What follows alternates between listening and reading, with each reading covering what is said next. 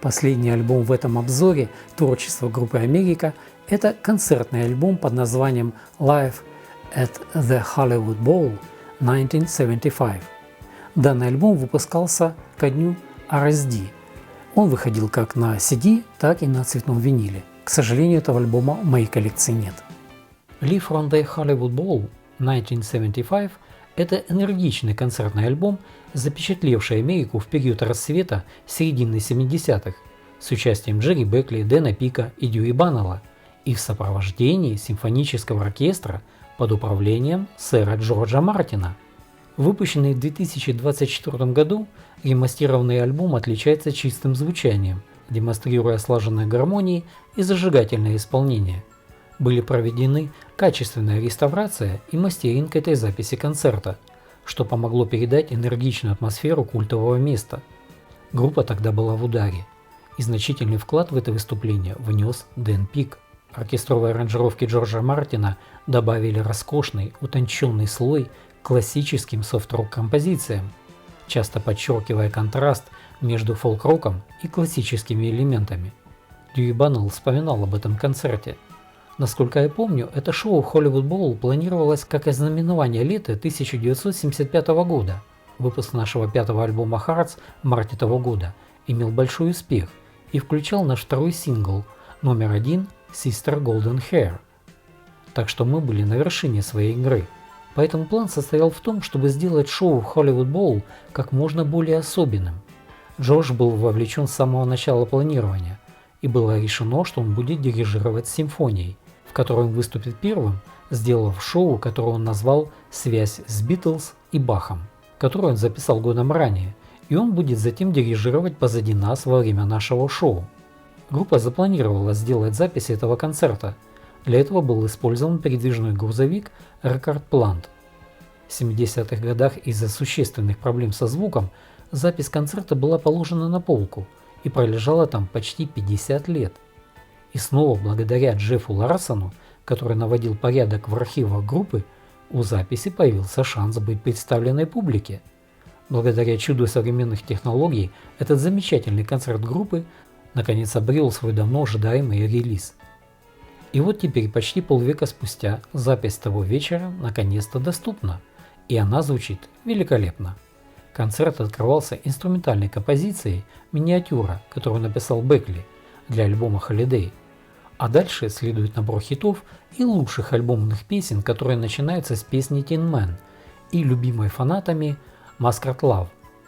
Шоу заканчивается версиями больших хитов группы, песней Sister Golden Hair и песней Horse with No Name. Джерри Бекли как-то сказал об этом альбоме: «Мы отыграли тысячи концертов за всю нашу карьеру. Но этот особенный вечер с нашим дорогим другом и продюсером Джорджем Мартином занимает одно из первых мест в списке.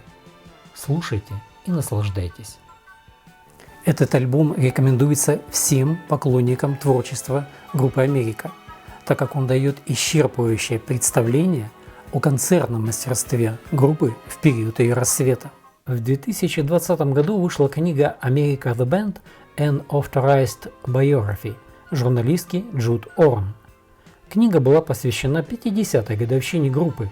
Журналистка Джуд Орн искусно вплетает оригинальное интервью с Бекли, Баннеллом и многими другими в динамичную культурную историю Америки, как группы, и Америки, как нации. Автор Джуд Орн проделала феноменальную работу, раскрывая множество аспектов, которые являются неотъемлемой частью создания и успеха группы. Любой поклонник группы благодаря этой книге узнает гораздо больше, чем он узнал из разных интервью и статей. Автор книги отлично описывает взаимоотношения между Дьюи, Джерри и Дэном, а также историю создания многих песен группы. Здесь много интересных подробностей о том, как те или иные элементы попали в их песни. Честно и подробно описан период творчества группы после ухода Дэна, и как Дьюи и Джерри успешно продолжили свой путь.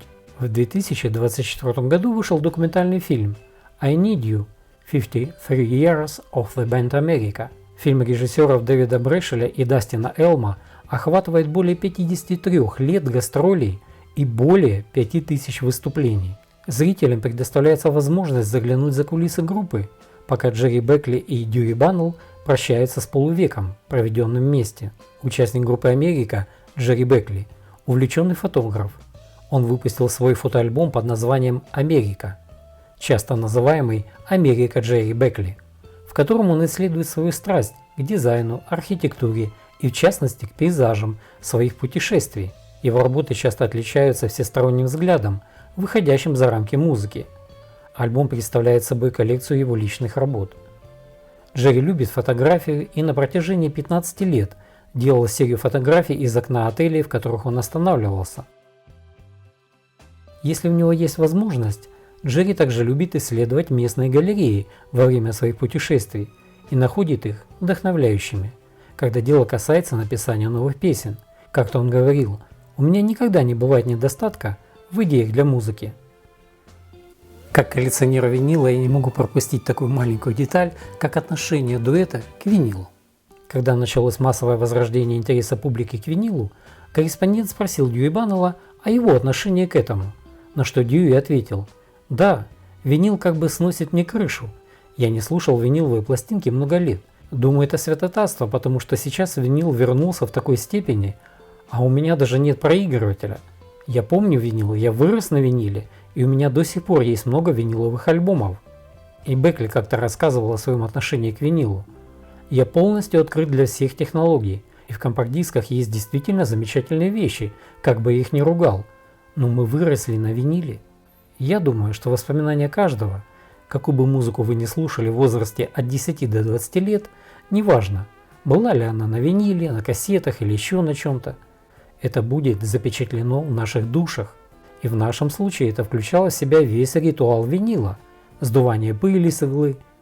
Так что я думаю о виниле не только в плане «О, он намного теплее». Я полностью все это понимаю, но винил также был намного масштабнее. Графика, оформление обложек альбомов, прекрасный вид 12-дюймовой пластинки – все это непереводимо. Как-то на вопрос журналиста, какой бы вы дали совет начинающим авторам песен, Бекли ответил: «Я всегда говорю начинающим авторам песен писать от сердца. Что бы вы ни создавали, вы будете чувствовать себя лучше внутри, если будете знать, что это действительно отражение вас». Баннелл на тот же вопрос ответил так: «Я знаю, это звучит как избитое клише, потому что так оно и есть, но просто никогда не сдавайтесь и продолжайте работать над этим. Если вы вдохновлены этим, просто делайте это». Подумайте о том, сколько художников на протяжении всей истории никогда не выставляли свои картины, а теперь они признаны гигантами в мире искусства. Я имею в виду, что это действительно вопрос вашей внутренней силы духа. Есть разные способы прийти к чему-то, когда вы активно творите.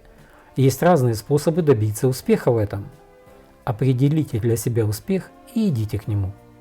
Джерри Бекли объявил о завершении своей гастрольной деятельности в начале 2024 года, а второй оригинальный участник Дьюи Баннелл и современный состав группы «Америка» возвращаются на сцену в 2026 году.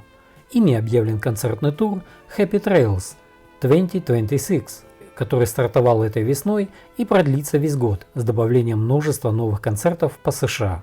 Джерри Бекли и Дьюи Баннелл номинированы в Зал славы авторов песен на 2026 год. Желаю им удачи в этой номинации. Стиль песен группы «Америка» таков, что какому бы стилю музыки слушатель не отдавал свое предпочтение, в творческом багаже группы «Америка» вы обязательно найдете хотя бы пару песен, которые будут звучать в унисон с вашими чувствами и настроением в тот или иной момент в вашей жизни. На этом мой рассказ о творчестве группы «Америка» подошел к концу. Те, кто давно знаком с творчеством группы «Америка», могут достать их альбом с полки, чтобы сделать свой вечер приятным. Кто ранее не был знаком с группой, у вас есть прекрасная возможность окунуться в музыкальный мир их творчества. Ну а на этом на сегодня все. Приятного прослушивания музыки и мира нам всем!